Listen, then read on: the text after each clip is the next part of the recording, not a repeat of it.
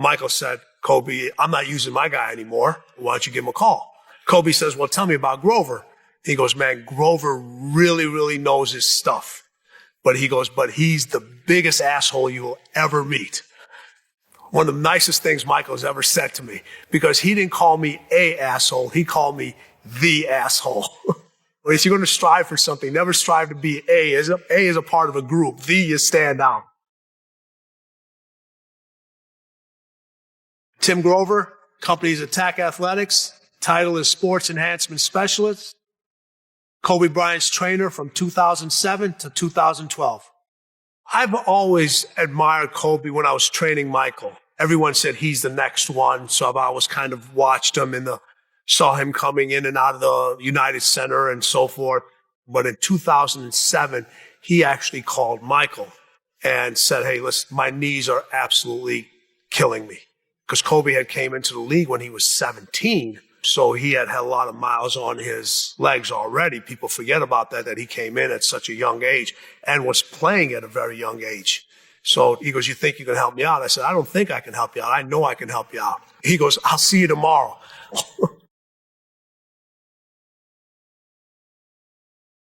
Once I got the medical history, I talked to a bunch of individuals that had been doing work with Kobe, kind of getting what his regimen was, what he was doing, how often he'd work out. So once I got the resources put together, I flew out to LA, sat down with him. We started to go through the regimen, and the problem with his knees were he was basically doing too much. This is a common problem that's happened now. You have so many experts involved. You have your trainer, you have your massage therapist, you have your muscle activation guy. Everybody's pulling everybody in all these different directions because everybody wants the credit for the client.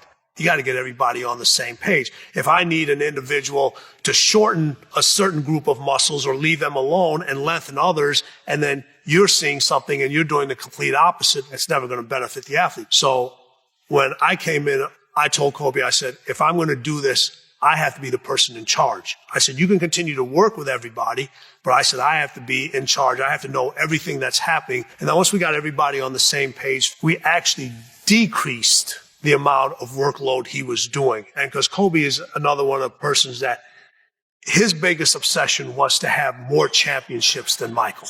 You know, if you were to ask him when he was going to retire, he would say after number 7. He didn't say, he never bought it in years because Michael had won 6. So his goal was 7.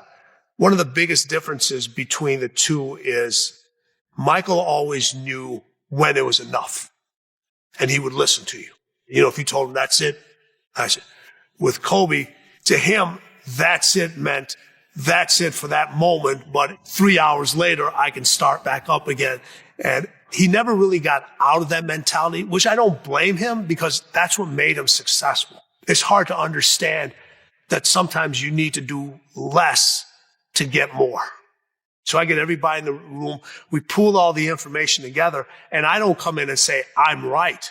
Let's everybody understand what's going on and figure out how to cure this ailment. Just like basketball is a team sport, getting an individual healthy is a team sport. When I started with Kobe, what did I have to do? We had to rebuild the whole foundation again. We had this super athlete who had all the beautiful things, had the expensive kitchen, had all the great appliances, had the cars, but the foundation of the house wasn't taken care of. And what is foundation? Foundation is solid cement. It's solid brick. You build a foundation by lifting weights. The fastest, quickest way to get an athlete stronger is through moving metal. How can you have a sport now where you have so much more technology, you have so much more resources, less contact, and more injuries? It's mind-boggling to me. It's because everything is rubber band, everything is resistance, everything is cable. There's teams now in the NBA that don't even have a weight room. You still have to move iron. It's the one greatest form of injury prevention because you do a compound movement. It sends the muscles and the electric stimulus that goes into the body that cannot be duplicated by cables. It cannot be duplicated by body work. It cannot be duplicated by medicine balls. And there's all the studies that are out there to prove it. But everyone gets back into sports specific. It doesn't look good. All right. It's too simplistic. It is very simplistic, but you're building the foundation. And this is nothing new. This goes back to when they built the pyramids. If you start adding pulleys and cables, it's not true resistance. When you play basketball, you play football, you play baseball, you play soccer, whatever you play. When you get hit, when you jump, when you land, there's no pulleys. There's no cables. Your body weight is the metal. You have to learn how to explode with it. And you also need to learn how to land with it and how to stop it. And that's what metal does. It teaches you to lift it, but it also teaches you to put it down. Accelerate and decelerate. With Kobe, everything was acceleration. He had a Ferrari and a Lamborghini acceleration, and he had a subcar performance brakes in it. Everyone talks about, well, how fast can a person go from one end to the court to the other? Well, I want to know how quickly a person can go from one end to the other and stop on a certain particular point. I need you to be able to decelerate. So what he had a major imbalance between the muscles that accelerated and the muscles that decelerated. And that was causing the issues on his knees. So what we had to do was, for all you years, you've been shortening muscles because that's what most training does. It's a contraction of a muscle.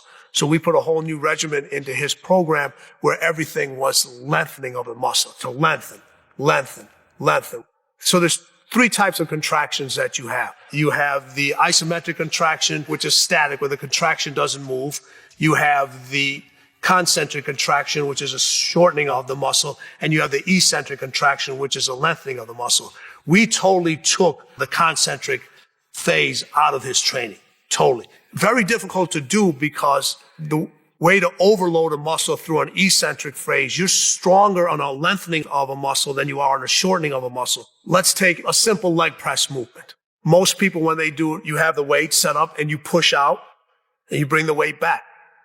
I wouldn't allow him to push out. We would literally have 2 or 3 of us. We would push the weight out, have him place his feet on there, and just have him come bring the weight back slowly. We were able to create more of a space in between his knees, so there was less friction there. So if you had less friction, the chondromalacia and the tendonitis and all the stuff that was happening on his knees was starting to get alleviated. We were able to identify all that with the rest of his team, and everybody started to work on concentrating on lengthening everything. And lengthening is so much more painful than shortening. But the one thing you know about Kobe, this guy's pain tolerance was off the charts.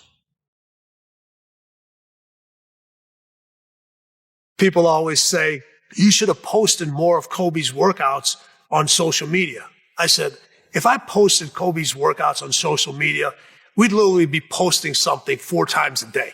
That's how focused he was in his pursuit of excellence, his pursuit of championships. Kobe was like, everyone said you won the championships because of Shaq. But when Shaq was traded to Miami, Kobe wanted to prove that he could win not one championship, he could win multiple championships without Shaq. And that's when I was there.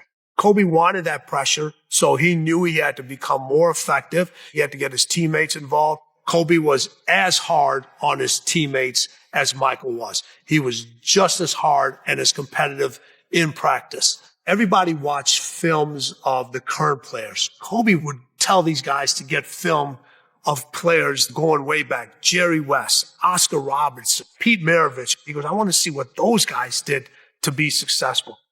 A lot of people don't know this, is Kobe knew 4 or 5 languages very fluently. I'm talking about fluently. Obviously, English, Italian, Spanish, and I know he had started working on like Mandarin. I mean, those aren't easy languages. I mean, I'm talking about fluent, like he could have a conversation with individuals in those languages. Pau Gasol was one of his teammates, the Spaniard. So they would communicate on the court in Spanish so the other team wouldn't know what they were talking about. And the reason he ended up learning Mandarin so well is because he saw the explosion in China basketball before everybody else did. So he goes, how can I endear myself to this culture even more? Says, yeah, okay, a lot of players just go over there, but what if I can give a press conference in their language? You know, the greats, they show up early, they stay late. There's times where you'll see Kobe and the athletic trainer throw a towel over the finger, yank it back, and go right back in the game because Kobe doesn't want to miss that time. Same thing with his shoulder. When he's at a dislocated shoulder, you pop it right back into place. The last play when he tore his Achilles, every other player in the league, you'd have had your teammates carrying you off. He not only gets up, walks to the free throw line, makes 2 free throws, then goes over to the bench and asks if you can pull it and tape it down so I can finish the game.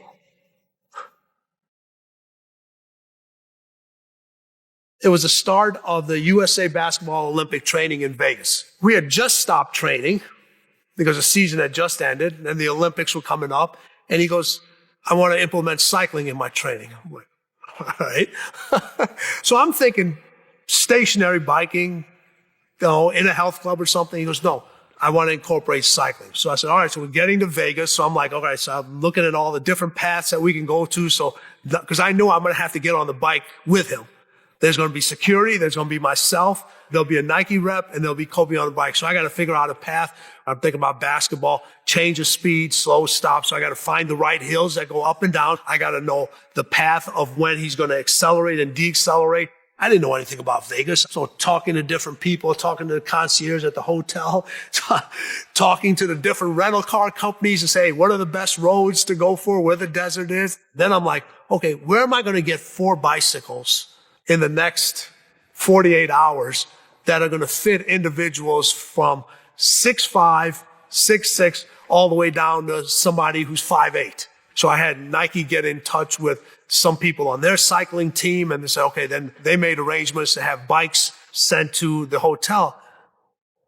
Miscalculated something. I forgot to tell them to put the bikes together.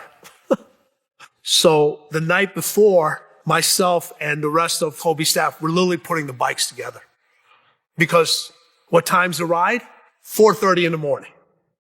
He wants to be out there before the sun comes up. And then he wants to take a break and ride back when the sun's at its peak. If I'm going to do this, I want to be in the most uncomfortable temperature environment out there. If you're going to ride, you're going to ride. A couple of players had heard about this, and the next day they were like, yeah, we want to go with you. I was like, no, you don't. He said, you do not want to go. And that was part of his regimen while we were in Vegas the whole time. Every other day we went on these rides. When you have those clients that are that obsessed with getting better, they're just not doing something just to be doing it. They're not going on a bike ride just to go on a bike ride. There's a purpose behind it. And you have to have a plan with that purpose. You just had to be a little creative, and you had to be able to have a client that trusted in your abilities enough to say, hey, this is going to work. So Mike Procopio, who worked with me, he's one of the best basketball minds I have ever met. He would break down film to like the microsecond. He would be like, okay, he's playing, any particular opponent. He goes, this person has a tendency for their performance to drop off after 6 minutes. So that would allow me to set the training program up so Kobe would start to peak at when this guy was coming down so he could take advantage of that 2-minute time in there. I could incorporate it into Kobe's training where without even having to think about it, he would automatically know that I see this player starting to lag a little bit, and all of a sudden, this is when he would start taking off. There's certain training methods that you can do where you can maximize a person's oxygen capacity. So you can deprive oxygen to a certain point. And this was way before, when people had the masks, they had the training masks.